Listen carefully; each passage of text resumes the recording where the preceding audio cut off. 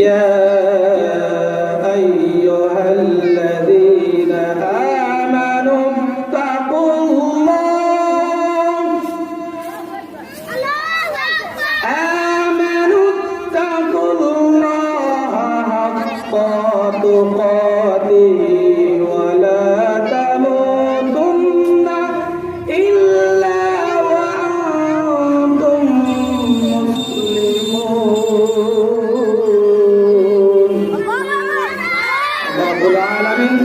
দুনিয়ার